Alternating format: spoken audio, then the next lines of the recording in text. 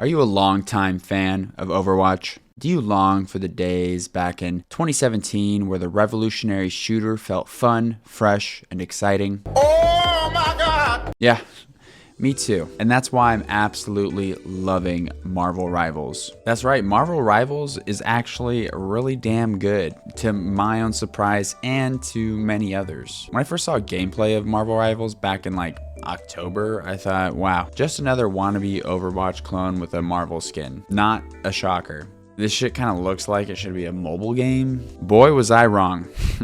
It's false. No way. Not this time. Now, the free-to-play Marvel Rivals isn't perfect, and Chinese developer NetEase does have a history with mobile games and incorporating a lot of that mobile game rot into its more standard titles. And in Marvel Rivals, you do feel a little bit of that. However, at its core, Marvel Rivals is just a damn good time to play. It nails the moment-to-moment gameplay of an Overwatch style hero shooter with a huge roster, a lot of maps, and impressive visuals to boot. Marvel Rivals does truly capture the feeling of when Overwatch first hit the scene, and damn, I really am loving it. So as usual, let's go ahead and dive into all that. I'll break down what I think worked and what I think didn't work, and then give the game a final score out of 10. But before I do, I'd like to remind you, if you haven't already, please give this video a like and subscribe to my channel. I always try to review the newest and biggest games that I'm currently playing, as well as do some fun other things. And boy,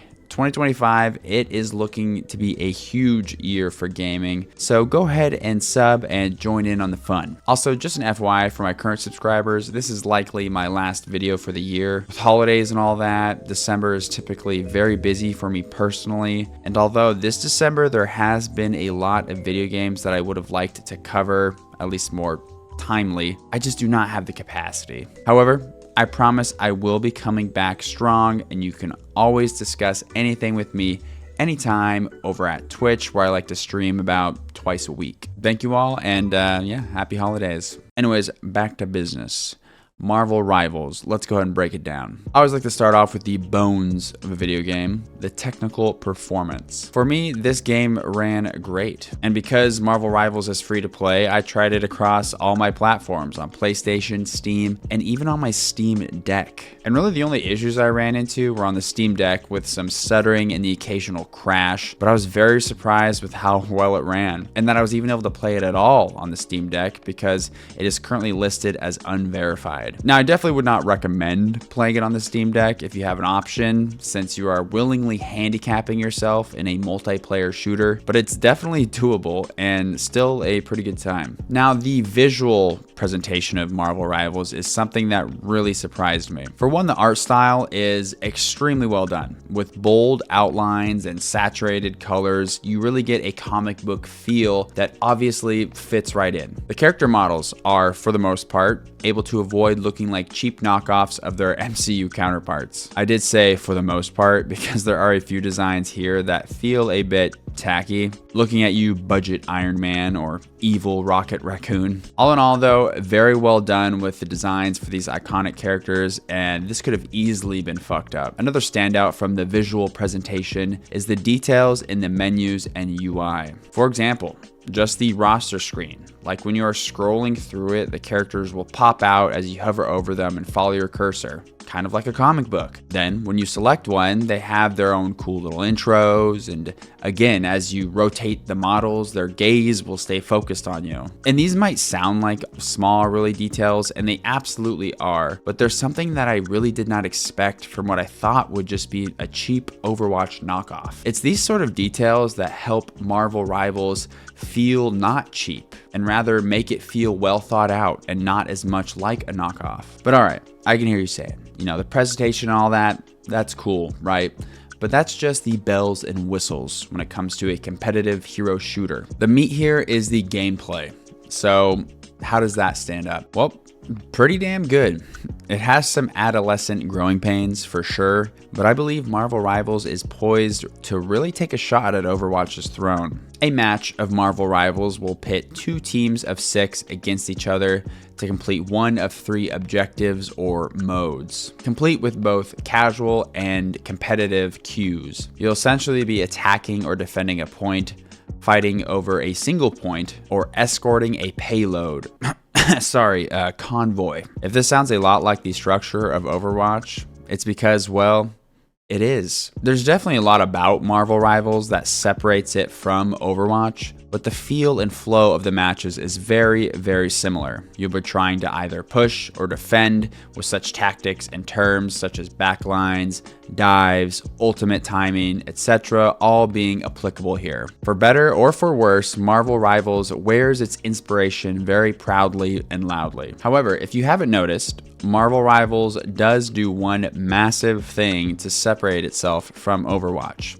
Its third-person perspective. For me, this really took some getting used to, and at first, I was kind of thinking I would have preferred this to be first person. However, after playing a lot of the characters, I've come to realize in the end, it absolutely does make sense. Not only does this help separate it from Overwatch, but it also really lets you take a look at these iconic heroes and their animations. Some heroes could definitely work in first person, but some would absolutely not. Like Spider-Man being able to run all along walls, or Magic teleporting through portals, really only makes sense and works well in third person. So kudos to NetEase for making this difference really feel meaningful rather than just for the sake of being different. The third person perspective also allows for a more wide array of melee focused characters, which Marvel Rival absolutely delivers on. And don't get me wrong, melee can definitely be done in first person, but in third you can more easily see and feel your character's movements. In most multiplayer games that mix range and melee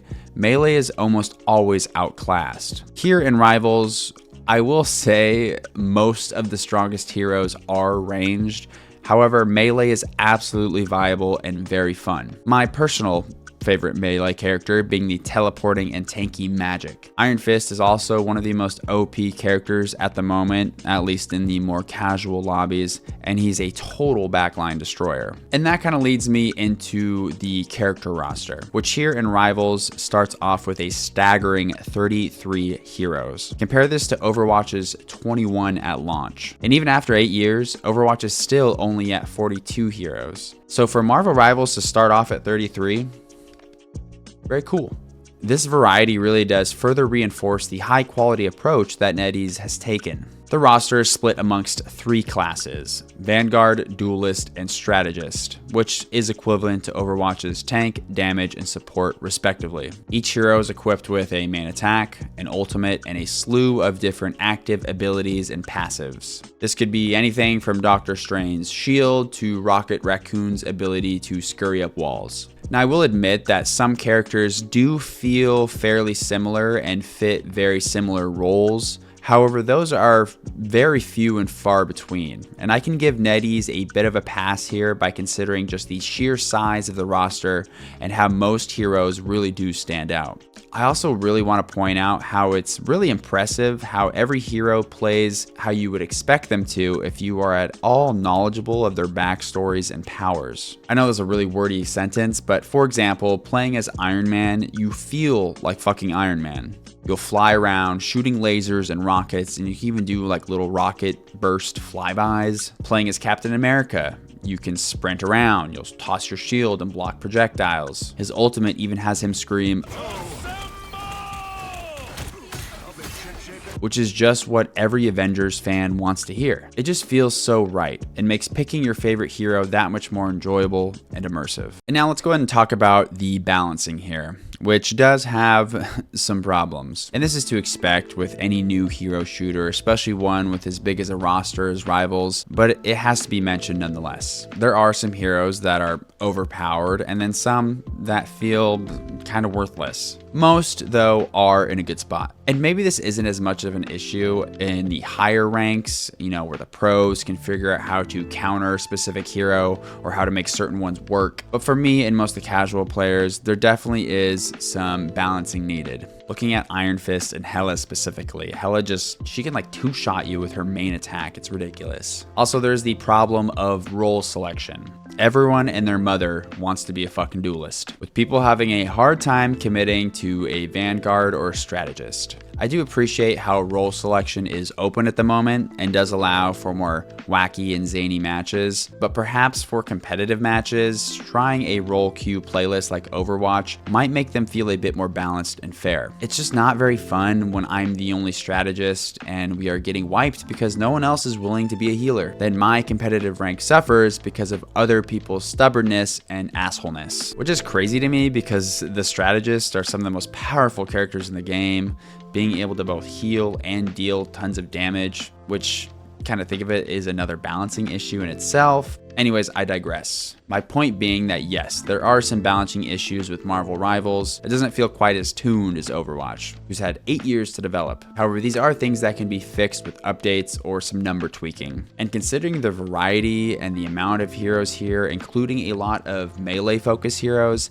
I think NetEase did do a good job at launch. Also, real quick, I do want to talk about the progression, which is probably the weakest part of Marvel Rivals. I do want to preface that it is currently Season 0, so the progression could be updated a lot in Season 1, which I believe starts sometime in January, but we will see. As of right now, though, all you can progress is the little Season 0 Battle Pass, and this can only be progressed with daily challenges. That is the core of the problem. You can't progress it by just playing the game. You have to do these dumb little challenges, which is obnoxious. In the Battle Pass, you can unlock, skins, emotes, other currencies, etc. And then with these other currencies, you can unlock other skins of your choosing through the store. Or of course, you can slap down some real world money to buy the skins directly or the premium Battle Pass, unlocking a lot more juicier rewards for you much quicker. So yeah, now this is your typical free-to-play model. And I will say the Battle Pass is fairly priced and the skins aren't too egregious. However,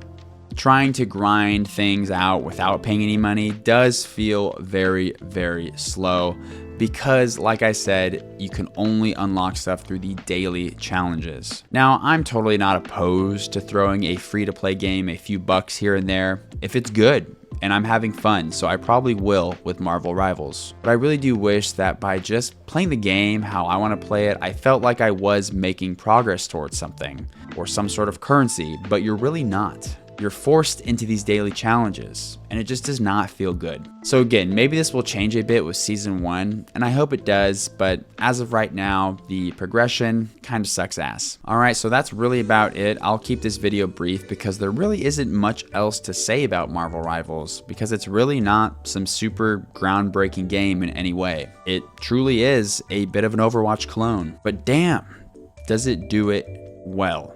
Shockingly well, with a very fun and strong roster of iconic and some not iconic Marvel superhero characters. This feels like a match made in heaven. So because of that, I'm giving Marvel Rivals a very, very solid 8.5 out of 10.